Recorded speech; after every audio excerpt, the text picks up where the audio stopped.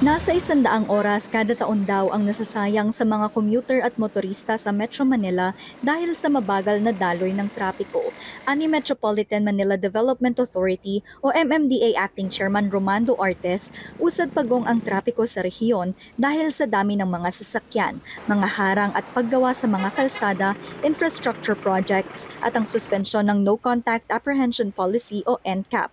Sang-ayon dito ang Lawyers for Commuter Safety and Protection maliban lamang sa usapin ng NCAP suspension. Gamit ang NCAP, kaya ng MMDA at mga lokal na pamahalaan na magpatupad ng batas trapiko gamit ang traffic management technology. Huwag nilang isama yung suspension ng NCAP sa traffic. Even when NCAP was being implemented by MMDA, traffic is already worse. Hindi namin nakikita na yung pag-suspend contributes to the traffic or contributes to being worse in the entire world. I hope wag naman nilang isama yon because malayong-malayo yung rason na yon. Kasalukuyang may temporary restraining order sa NCAP sa gitna ng isang consolidated case laban dito. Ayon sa MMDA, lumobo ang dami ng nahuhuli nang masuspindi ang NCAP.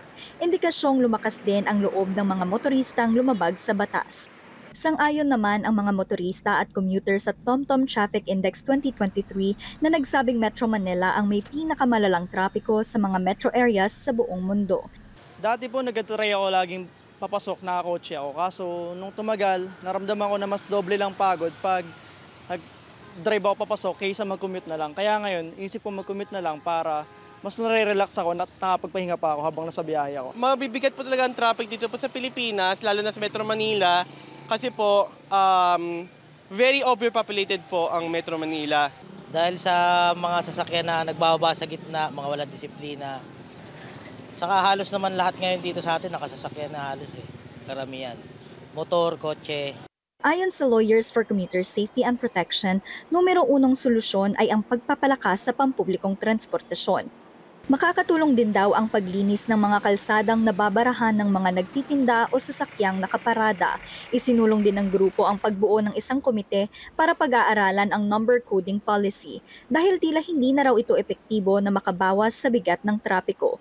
Sabi ng grupo, maaari rin daw maapektuhan ang turismo dahil baka panghinaan ng loob ang mga turista na bumisita sa bansa dahil sa sitwasyon ng trapiko. Kasunod ng paglabas ng report sa global ranking, pinag-aaralan ng MMDA ang mga solusyon sa problema ng trapiko sa Metro Manila.